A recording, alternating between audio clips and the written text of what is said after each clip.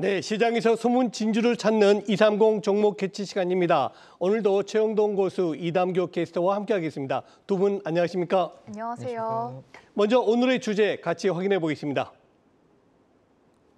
네, 개미 울리는 상패주의보, 감사 의견 비적정 42곳.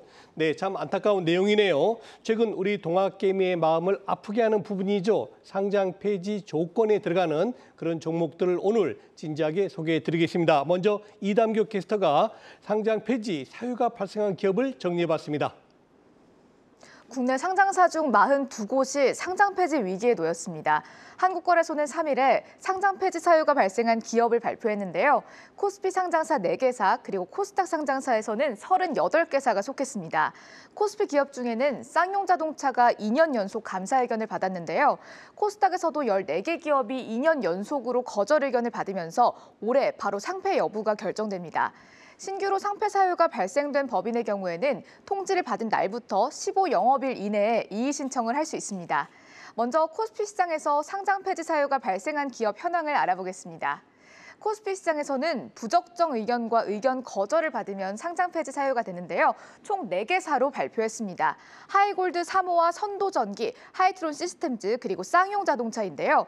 하이골드 3호는 이미 상장 폐지가 결정됐습니다. 이의 신청서를 기한 내 제출하지 않으면서 4월 11일에 상장 폐지될 예정입니다. 쌍용자동차는 인수 절차가 끝내 불발됐죠. 현재 상장 폐지 위기에 놓였는데요. 2년 연속 감사 의견 거절을 받았습니다. 14일까지 개선 기간이 주어지고 이후에는 심의를 거쳐서 폐지 여부가 결정됩니다. 선도전기와 하이트론 시스템즈는 이번에 처음으로 감사 의견 거절을 받은 건데요. 이의 신청서를 제출하면 거래소가 개선 기간의 부여 여부를 결정합니다. 다음은 최근 4년간 상장 폐지된 기업의 수를 알아보도록 하겠습니다.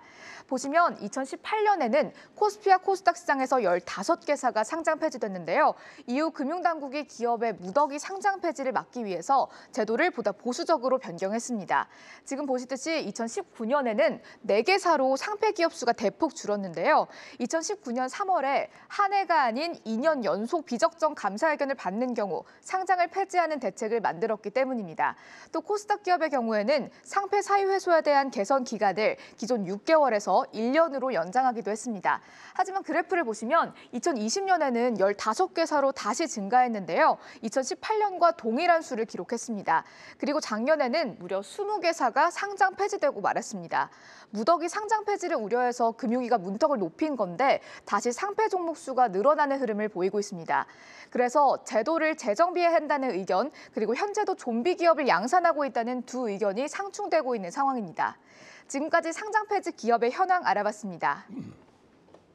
최영동 교수님, 이 지난해보다 이 감사 보고서를 제출하지 않은 상장사들이 많이 늘었다고요. 이 연초부터 이 대규모 횡령 사태 좀 이슈가 있었죠. 이런 것처럼 좀 이 사태가 일어난 것이 감사를 좀 더 엄격하게 보는 기준이 된 걸까요? 아무래도 좀 영향이 좀 있지 않을까라는 말씀드릴 수가 있을 것 같습니다. 네. 일단은 뭐 그 이전에 지금 근 2년 동안 이어져 왔던 팬데믹 사태 부분들이 좀 장기화 되지 않았습니까? 뭐 그에 따라서 뭐 작년도 같은 경우도 상당히 좀 많이 늘었었고요. 그리고 아무래도 이제 이러한 뭐 불황이라고 하면 불황일 수밖에 없는 상황인 것이고, 그리고 이 기간 동안에 뭐 정상적인 영업 활동이라든지 아니면 수혜를 입을 수 있는 기업들 같은 경우는 상당히 뭐 영업이익이라든지 뭐 매출액 부분이 성장을 하지 않았습니까? 네. 근데 뭐 항상 뭐 그렇듯이 어떠한 상황에서는 명암이 있다고 생각을 하거든요. 근데 이런 상황 속에서 뭐 제대로 된 이익 부분들을 취하지 못한 기업들 같은 경우는 아무래도 좀 합리적인 경영 활동에 있어서 좀 제한적이지 않았을까라는 생각이 좀 들고요. 일단은 뭐 이런 부분들로 인해서, 그러니까 원론적인 부분들에 있어서의 영업 활동 자체, 경영 활동 자체가 좀 제한되었다라고 보시면 좋을 것 같고, 그와 더불어서 두 번째 이유들을 좀 보시게 되면 일단은 이 부분은 기업에서 문제를 좀 찾아야 될 것 같아요. 일단 뭐 유례없는 기업의 내부 문제가 상당히 좀 많이 불거지지 않았습니까? 이런 부분들 좀 보시게 되면 일단은 아무래도 이제 금융당국에서도 마찬가지로 이러한 사태들을 또다시 한번 반복할 수 있는 상황들은 아니기 때문에 상당히 좀 타이트하게 뭐 규정을 좀 손보고 있지 않나라는 말씀드릴 수가 있을 것 같고, 아무래도 이제 최종적으로 뭐 관련된 서류라든지 아니면 마감 기한 자체를 좀 지켜야 된다고 하게 되면은 회사의 담당자도 마찬가지고, 그리고 외부 인력이라고 할 수 있는 감사가 들어와서 지금 이런 이제 회계 절차들을 좀 정리를 하게 돼 있는데, 이러한 부분들 속에서 이제 이해 충돌 자체가 좀 발생이 되고 있는 상황들이어서 아무래도 작년 대비해서 올해 마감 시한을 지키지 못한 기업들이 상당 부분 좀 늘어나지 않았나라는 말씀을 드릴 수가 있을 것 같습니다. 네, 그렇군요. 제가 아까 이담규 캐스터 정리된 내용 봤더니 자그마치 42곳, 굉장히 크죠. 42곳이 감사 의견의 비적정 의견을 받았는데요. 그렇다고 해서 이 감사 의견 비적정이 전부 다 퇴출되는 건 아니지 않습니까? 예. 그럼에도 불구하고 과연 어떤 기업들에 대해서 우리가 투자 주의를 해야 되는지 한번 정리해 주시죠. 예, 일단은 그나마 이 리스트 안에서 우리가 좀 신경 써서 좀 보셔야 될 부분들은 일단은 사업보고서 제출 기한 연장 신고서라는 게 있습니다. 연장 신고서. 예, 그렇습니다. 이러한 부분들은 이제 제재 면제를 받는 거기 때문에 아. 연장 신고서를 제출한 기업들 같은 경우는 그래도 일단은 안심을 할 수가 있겠죠. 그렇죠. 아무래도 네. 이제 회사 내에서 적극적으로 내가 액션을 취하는 거기 그렇죠. 때문에 예. 투자자 보호에서는 이것보다 더한 사항들이 좀 없다라고 보시면 좋을 것 같고요. 이런 부분들에 속하는 기업들을 좀 보시게 되면 일단은 AVCNC가 금융감독원에 제재 면제 신청을 했습니다. 아, 이런 네. 부분들을 또 승인을 했기 때문에 오늘 화장품 업종들 상당히 좀 좋은 흐름들이 유지가 되고 있지 않습니까? 예. 그 안에서 AVCNC도 상당히 좋은 흐름들 유지가 되고 있다라고 보시면 좋을 것 같고요. 그리고 제재 면제 대상에 있는 기업들도 몇 기업이 좀 있더라고요. BK탑스라든지 셀마테라뷰틱스 네. 이러한 기업들이 좀 있는 상황들이기 때문에 이러한 기업들 같은 경우는 5월 16일입니다. 감사 보고서를 좀 제출할 예정이다라고 안내를 했기 때문에 네. 이날까지에 대한 주가에 대한 흐름들을 좀 지켜보자라고 말씀드릴 수가 있을 것 같고.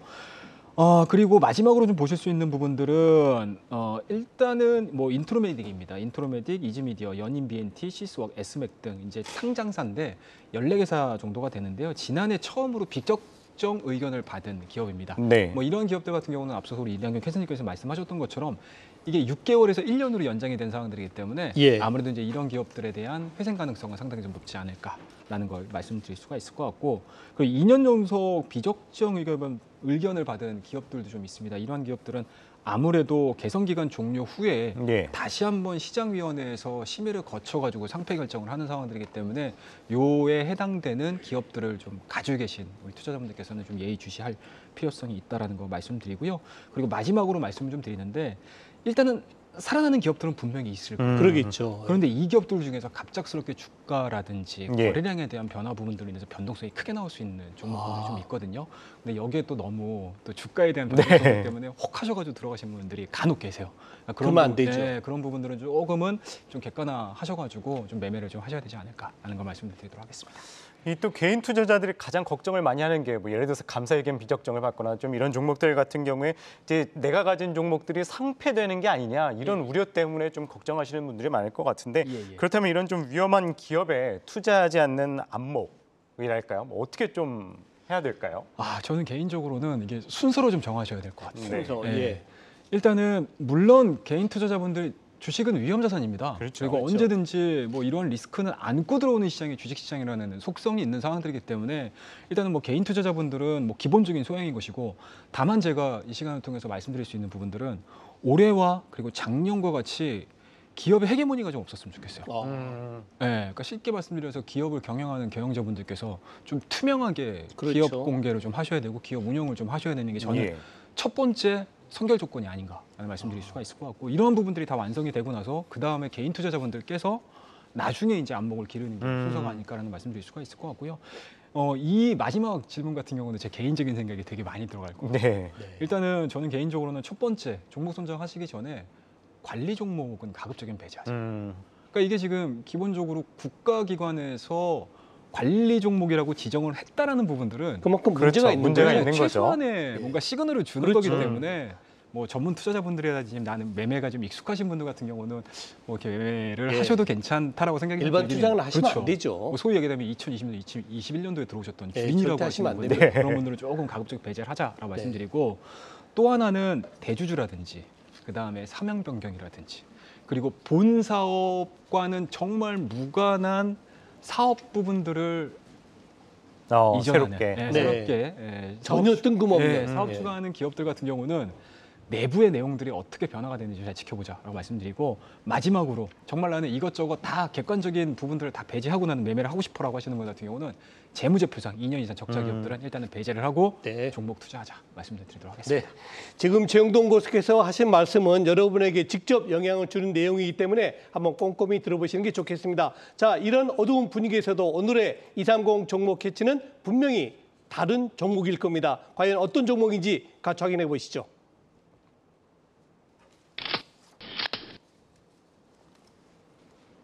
네, 네. 호텔 신라입니다. 네, 고수님. 예, 호텔 신라 해치한 말씀드리도록 종목. 네. 하겠습니다. 오늘 이 주제를 가지고 과연 어떠한 종목이 해당이 될까 고민을 되게 많이 했었는데 네. 이 호텔 신라의 2020년도 재무제표를 보시게 되면 2020년도에 영업이익이 1,800억 있습니다. 마이너스입니다. 적자가 마이너스였고 2021년도 마감을 했더니 영업이익이 1,188억. 그러니까 쉽게 말씀해서 이게 개인 투자자들이 가장 좋아하는 턴어라운드거든요. 그렇죠. 그리고 2022년도에 본격적으로 리오프닝이 재개가 이루어진다라고 하게 되면은 동사에 대한 주가 흐름들은 뭐 상당 부분 시장에서는 우호적으로 해석을 할 가능성이 상당히 높다라고 보시면 좋을 것 같고, 동사의 주된 사업이라고 할 수 있는 면세 사업입니다, 여러분들. 면세 사업에 대한 부분들이 뭐 지금과 같이 뭐 계속적으로 정책 부분들을 리오프닝 쪽으로 가져간다라고 하게 되면은 다시 한번 실적 부분이라든지 이런 부분들이 재개가 될 가능성이 상당히 높다라고 보시면 좋을 것 같고, 타업종 대비해서 리오프닝 관련된 종목군들에 대한 가격 메리트는 상당히 현저하게 부각이 되고 있는 시점입니다.